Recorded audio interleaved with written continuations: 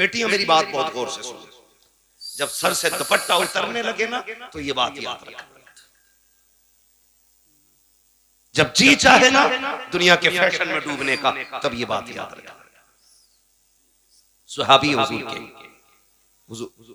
आके हुजूर के कदमों में बैठे, नाम है दहिया कल्बी। कहते हैं या रसूल अल्लाह, अभी ईमान नहीं लाए, कहते हैं बड़ा गुनाह किया मैंने जिंदगी में, क्या मैं बख्शा जाऊंगा? तो हुजूर ने फरमाया दाहिया तौबा कर ले, बख्शवाना मेरा काम है। हजरत दाहिया कल्बी ने अपने कुफ्र से तौबा की और इस्लाम के दामन में आए। जैसे दामन में आए ना, फिर हिचकी भर के रोने लगे। बहुत गौर से बात सुनिएगा जी, हिचकी भर के रोने लगे। हुजूर ने फरमाया दाहिया अब क्या हुआ? कहते हुजूर गुनाह बहुत बड़ा है, लगता नहीं बख्शा जाऊंगा। जिब्रील आ गया, महबूब दाहिया कल्बी से कह दो अगर इसने तौबा कर ली ना तो अल्लाह पिछले सारे माफ कर देगा।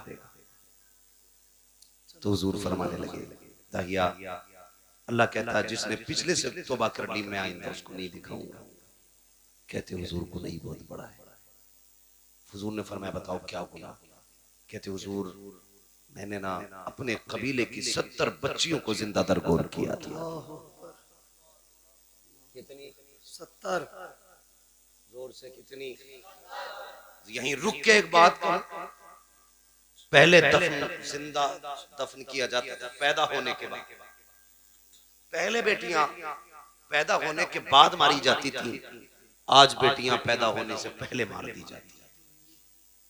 गलत नहीं कह रहा, जो डॉक्टर हैं वो मेरी बात की तस्दीक करेंगे। सिर्फ इस खतरे से बेटियों को मां के शिकम में मरवा दिया जाता है कि इसका जहेज देना पड़ेगा, इसकी शादी करनी पड़ेगी।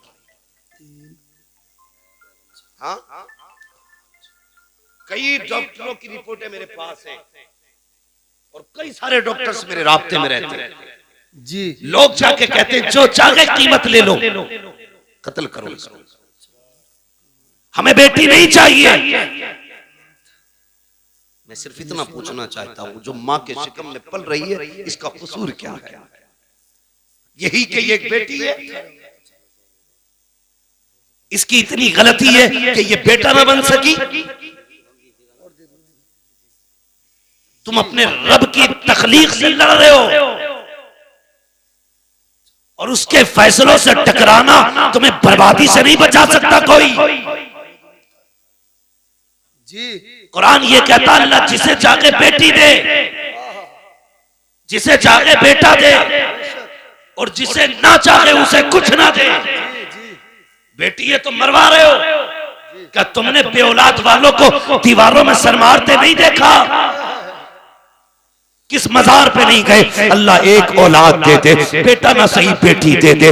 भीख मांगते देखा है मैंने लोगों को, जब उन्हें देखता हूं तो हैरत होती है। मैंने के एक ये है जिन्हें कुछ नहीं मिला तो तड़प रहे हैं, एक वो है जो बेटियों को माँ के शिकम में मार देते हैं। तुझे क्या लगता है जिस बेटी को तूने माँ के शिकम में मारा उसको कोई नहीं जानता था? कई बार तो ऐसा हुआ जब बच्चियां माँ के शिकम में बड़ी हो जाती हैं, दवाओं से नहीं मारी जा सकती, उनको काट काट के जिस्म से निकाला जाता है। वो बता तो सही, तेरे पैर में कांटा लग जाए तेरी आंख निकल जाती है, नाखून काटते वक्त ब्लेड लग जाए तेरी चीख निकल जाती है, पैर में शीशा लग जाए लंगड़ा के चलता है, इतने से जख्म से तेरे होश उड़ जाते हैं। बता तो सही, जिस बेटी की माँ के शिकम के अंदर पैर काटे जाते होंगे उस बेटी पे क्या गुजरती होगी? जिसके आज़ा के टुकड़े किए जाते होंगे उस पे क्या गुजरती होगी? और यार तेरे पास जबान है, तू चीख के कहता है, ठोकर लगे तो कहता है हाय माँ, कांटा लगे तो कहता है हाय माँ, दर्द हो तो कहता है हाय माँ। बता तो सकी वो बेटी जो शिकम के अंदर है जिसको काटा जा रहा है वो किसे पुकारेगी, किसको आवाज देगी? तो याद रख उसे कोई सुने ना सुने लेकिन खुदा की कुदरत सुन रही है, खुदा की रहमत देख रही है। अगर तेरी वजह से कोई बेटी पेट में मारी गई अल्लाह उस वक्त तक जन्नत नहीं देगा जब तक उसकी एक एक आंख की कीमत न ले लेगा। और याद रख मैं इसलिए कहता हूँ आज ले उनकी पनाह, आज मदद मांग उनसे, कल न मानेंगे कयामत में आकर मानेंगे। सुभान अल्लाह सुभान अल्लाह सुभान अल्लाह। बहुत खूब। कल भी बेटियां मारी जा रही जी, आज भी मारी जा रही है। फर्क है, कल बचपन में मारी जा रही थी, आज निकाह के बाद मारी जा रही है जी। बहुत अच्छा पैगाम है, बहुत अच्छा पैगाम। अभी चंद दिन पहले की खबर है जी, एक बच्ची को सिर्फ इसलिए निकाल दिया गया घर से कि वो ससुराल वालों की मनपसंद का बेड नहीं लाई, उनकी पसंद का सोफा नहीं लाई थी, उनकी पसंद का सामान नहीं लाई थी। खुदा का वास्ता यार, खत्म करो ये तमाशे, खत्म करो। अगर हम नहीं बदलेंगे ना तो फिर कुछ नहीं बदलेगा जी, बेशक। ये सुन लेना मेरी बात, अगर हम नहीं बदलेंगे तो ये फिर कुछ नहीं बदलने वाला। खत्म करो यार, बेटियों के आंसू नहीं देखे जाते, नहीं देखे जाते आंसू बेटियों यार। किसी को खाली हाथ भी लेके आप फिर देख खुदा कितना देता है जी। मेरे उसने कितने निकाह किए, एक रिवायत के मुताबिक 9 निकाह फरमाए, दूसरी रिवायत के मुताबिक 11 निकाह फरमाए, है ना? 9 ले लो या 11 ले लो, एक रिवायत दिखा दो जिसमें हुजूर ने जहेज मांगा जी, है ना? नारे कितने बड़े लगते हैं, गौस का दामन नहीं छोड़ेंगे जी। मुहर्रम आ रहा 10 दिन तो बिल्कुल ऐसा हो जाएगा, मुंह के बल गिर जाएगा जैसे करबला से अली आ रहा है।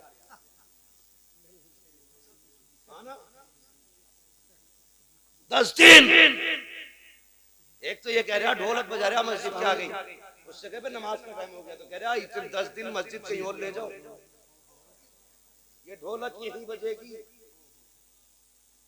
ये है हमारी हकीकत भाई, सच है, हम उनके नाम पे जिंदा हैं। ये भी सच है कि उन्हीं के नाम पे बख्शे जाए, लेकिन इतनी सच्चाई और बना जो किरदार उनका था वो किरदार अपना बनना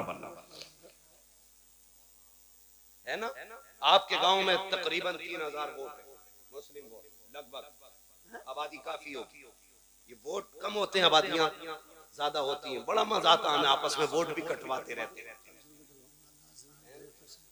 आपस में काटते रहते हैं, अपने लोगों को लिस्ट से बाहर करते रहते हैं। कल एनआरसी होगा फिर क्या होगा, ये सितम न करो किसी पे, हाँ बेईमानी करने के लिए किसी का नाम न कटवाओ, जो नाम कटवाने की साजिश करे।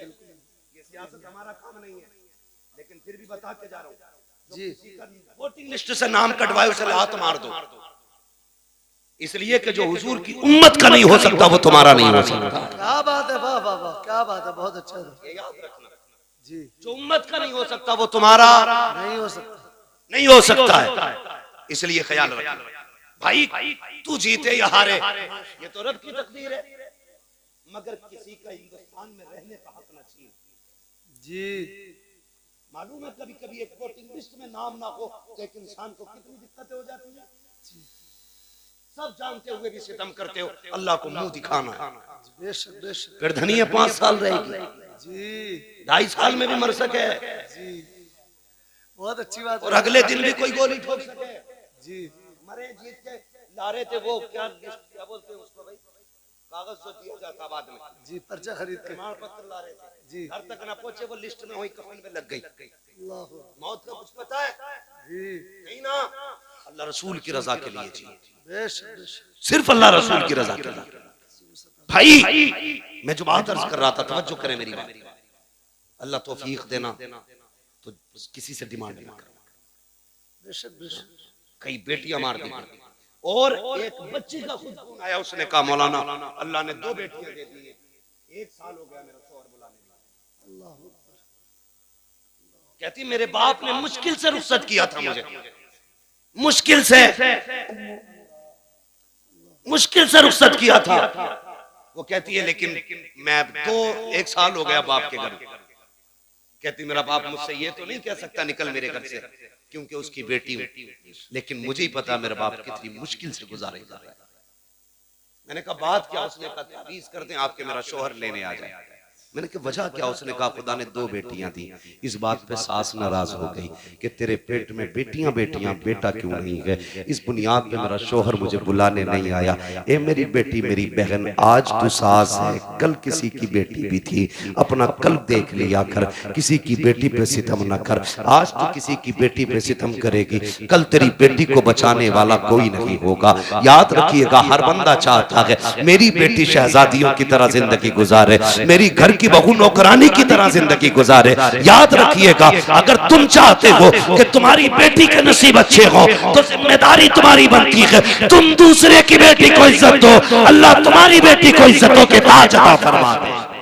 बेशक बेशक नहीं करते ये हम या रसूल अल्लाह, या रसूल अल्लाह, जिंदाबाद जिंदाबाद। हजरत दाहिया कल भी है, आके बैठ गए, बात बढ़ जाएगी, वक्त बहुत तेजी से गुजरता जा रहा है। आके बैठ गए, या रसूल अल्लाह गुनाह बहुत किया, 70 बेटियां मारी, काफिर का दिल नहीं पसीजा, लेकिन 2 बार हुजूर हाथ कांप गए। मेरे हुजूर ने फरमाया, कब? कहने लगा ये जो आखिरी बेटी मारी है ना, इससे पहले मैं अपनी 7वीं बेटी को ना कुएं में फेंकने गया। कहते मैंने जब कुएं में बेटी को फेंका ना, उसने उछाला लिया, बाहर आई, उसने कहा था मेरे अब्बा में डूब रही है। बस इतना सुनना था, हुजूर की हिचकी बंद गई। हुजूर फरमाते फिर क्या उस बेटी ने क्या कहा हुजूर जब डूब के ऊपर उठी ना, उसने कहा अब्बा मुझे बचा ले, अब्बा मुझे बचा ले। हुजूर की नबुव्वत वाली आंखें बरस गई। कहते या रसूल अल्लाह, अभी इस गम से उभरा ना था कि परदेश जाने लगा, खुदा ने फिर बेटी दे दी। मुख्तसर बता रहा हूँ, कहते खुदा ने फिर बेटी दे दी, वो बीवी ने छुपा के 6-7 साल पाली। कहते या रसूल अल्लाह, बच्ची बड़ी हो गई, मैं घर आया ना, एक दिन दरवाजा खटखटाया, दरवाजा बंद था। मैंने कहा कौन? कहा कि तू कौन? कहा मैं इस घर का मालिक हूँ। अंदर से आवाज आई, अगर तू इस घर का मालिक है तो मैं मालिक की बेटी हूँ। कहा इतना कह के दरवाजा खुला, बच्ची मेरे कदमों से लिपट जाती है। या रसूल अल्लाह, वो पहला प्यार बेटी का, कभी कदमों से लिपटती, कभी दामन खींचती। कहती थी अब्बा परदेश गया था, 7 साल हो गए। अम्मी कहती थी तू परदेश गया है। अब्बा जब मैं किसी के बच्चों को बाप से प्यार करती देखती थी, तेरी याद आया करती थी। ए मेरे बाप, इस दिन का बड़ा इंतजार था, उठा मुझे सीने से लगा ले। कहते या रसूल अल्लाह, बेटी का लहजा था, मैं परेशान हो गया, मुझे नफरत थी बेटी से, मगर हैरत थी या रसूल अल्लाह, बच्ची अपनी जिंदगी के दुख दर्द सुनाती रही, लेकिन मुझे कोई तरस नहीं आया। इतना सुना, नबुव्वत वाली आंखें बरसती जा रही हैं। हजरत उमर को जलाल आ गया। कहते दाहिया जबान बंद कर, देखता नहीं हुजूर किस दर्द के साथ रो रहे हैं। आका ने फरमाया उमर चुप हो जा। दाहिया बता फिर क्या किया उस बेटी के साथ? कहते या रसूल अल्लाह, मैंने बच्ची को धक्का दिया, अपने बिस्तर पे लेट गया। या रसूल अल्लाह, जब रात आई है, मेरी बच्ची मेरे पैर दबाने बैठ जाती है, रात को चादर उड़ाती है। सुबह को या रसूल अल्लाह सवेरे आई, मेरे चेहरे से कपड़ा हटाया, मेरे माथे को बेटी ने चूमा है। कहती अब्बा उठ जा, सवेरा हो गया है। यार जो बेटी वाले हैं वो एहसास करेंगे, तुम परदेश से वापस आते हो, सब सो जाते हैं, बेटियां जागती रहती हैं। अगर तुम रात को आते हो, कहती अब्बा ठहर जा, गर्म रोटी बना देती हूँ। अगर बेटी कितनी गरीब क्यों ना हो, बाप परदेश से आता है, बेटियां चूल्हे जला दिया करती हैं। मेरा बाप है, ठंडा खाना नहीं खिलाना है, मेरा बाप है, ठंडी रोटी नहीं खिलाना है। ये बेटियों के रिश्ते बाप से होते हैं। खुदा का वास्ता कभी बेटियों को हकीर न समझना, बेटियों को कमतर न समझना। जो कुर्बानियां बेटियां दे जाती हैं वो कभी बेटे नहीं दिया करते हैं। अल्लाह अकबर। दाहिया कल भी कहते हैं या रसूल अल्लाह, बेटी मेरे पैर दबाती है, इतना प्यार मुझसे करती थी, आका मेरे सीने में प्यार जागने लगा, इतना प्यार जागा कि मैं उससे मोहब्बत करने लग गया। अब आका कभी बेटी को कंधे पे बैठाता, कभी सीने से लगाता। एक दिन बेटी कहने लगी अब्बा मुझे कभी मेले लेके जा, कभी बाजार दिखा। कहते या रसूल अल्लाह, मेरी बेटी के इसरार थे। अल्लाह अकबर। कहते एक दिन मार्केट में था, बाजार में था, किसी ने कहा दाहिया कहा जी, कहा ठहर तो सही, कितना बड़ा चालाक है तू, अपनी बेटी को बचा के हमारी बेटियां कत्ल करके कितने सुकून से जी रहा है। अल्लाह अकबर। कहते हैं जब हुजूर इतना ताना दिया ना, मैं बर्दाश्त न कर सका, घर आया, शाम का इंतजार करने लगा। जब रात आई ना, मेरी बेटी अपनी माँ के आंचल तले सोई थी। मैंने रात को उठ के आहिस्ता से आंचल उठाया, जैसी माँ की गोद से बेटी को हटाया, वो कुछ कहना चाहती थी, मैंने उसके मुंह पे हाथ रख दिया। या रसूल अल्लाह, मैंने उसे बोलने न दिया, इसी हालत में बस्ती के बाहर लाया। बच्ची कहने लगी अब्बा किधर जा रहा है? मैंने कहा बेटी दावत में जाना है। बच्ची साथ चल रही है। या रसूल अल्लाह, मैं नंगे पैर तब पत्थर पैर में लगा, खून बहने लगा। बेटी ने कहा बाबा तेरे पैर से खून बह रहा है। मैंने कहा बेटी कोई बात नहीं। उसने कहा बाबा जिस रोटी के लिए बाप के पैर का खून बहाना पड़े हमें वो रोटी नहीं चाहिए, बाबा लौट चलो। कहा लेकिन आका मेरे सिर पे जुनून सवार था, मैं नहीं पलटा, आगे बढ़ा। जंगल आ गया, सूरज निकल आया, रेतीली वादी थी, मैंने मिट्टी हटाई। बेटी कहने लगी अब्बा क्या कर रहे हो? कहा बेटी खेलना है। मेरी बेटी भी साथ लग गई, वो मिट्टी हटाती जाती, मैं भी मिट्टी हटाता। कहते या रसूल अल्लाह आज भी वो कयामत भरे उसके लम्हे याद आते हैं। कौन से दगिया? कहा का जब माथे पे पसीना आया अपने दुपट्टे से उसने मेरा पसीना साफ किया। या रसूल अल्लाह बेटी नहीं जानती थी ये खिलौना नहीं है, मेरी मौत का खड़ा खुद रहा है। बेटी को ख्याल तक ना था मुझे इसी में दफन किया जाएगा। या रसूल अल्लाह गड्ढा खुद के तैयार हुआ। मैंने बच्ची को करीब बुलाया, बच्ची आके मेरे चेहरे को देखने लगी। अब बाप क्या करेगा? कब मैंने बेटी को धक्का दिया, बेटी गड्ढे के अंदर गई। कहते बेटी मुझे देख के मुस्कुराती रही, वो सोच रही थी ये खेल रहा है, लेकिन या रसूल अल्लाह मैं खेल नहीं रहा था, मैंने मिट्टी डालना शुरू की। बेटी मुस्कुराती रही। या रसूल अल्लाह मिट्टी पड़ते पड़ते सीने तक आ जाती है। इतना जुमला कहा दगिया कल्बी की जबान कांप जाती है, होठ बंद हो जाते हैं। आका कहते दगिया फिर क्या किया? कहते आका हिम्मत नहीं हो रही है, कैसे बताऊं? कहते बता ना फिर क्या किया? कहते आका जब सीने तक मिट्टी आ गई बच्ची का दम घुटने लगा। कहती है अब्बा अब बस हाथ रोक ले, मिट्टी ना डाल, अब सांस नहीं आ रहा है, दम घुटने लगा है। आका जब बच्ची ने इतना कहा मैंने हाथ नहीं रोके, बच्ची के मिट्टी गले तक आ गई। बच्ची को ये लगा कि मैं उसको बचाऊंगा नहीं, हाथ नहीं रोकूंगा। उसने कहा अच्छा एक बात बता बाबा, मुझे मारना चाहता है, कत्ल करना चाहता है। बच्ची ने कहा था ए मेरे बाप मुझे कोई शिकवा नहीं है, कोई शिकायत नहीं है, बस इतना बता दे अब्बा मुझे कत्ल क्यों करना चाहता है? क्या तुझे मेरी सूरत अच्छी नहीं लगी, या मेरी आदत अच्छी नहीं लगी, या तुझे लगता मैं तुझ पे बोझ बन जाऊंगी? ए मेरे बाप तुझे लगता मैं खिलौने मांगूंगी? अगर तुझे ये लगता है मैं तेरे ऊपर बोझ बनूंगी तो मेरे बाप तेरी बेटी वादा करती है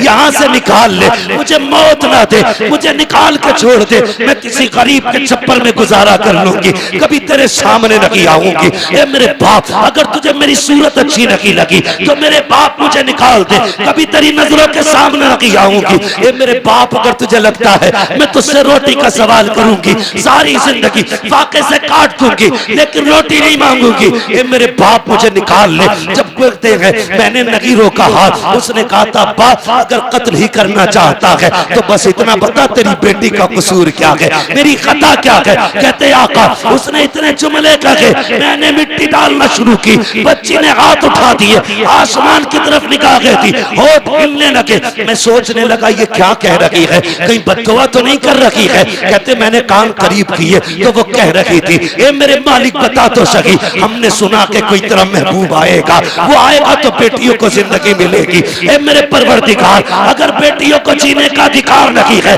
तो जिंदगी क्यों दे रहा है, और अगर जिंदगी दे रहा है तो बता बचाने वाला कब आएगा?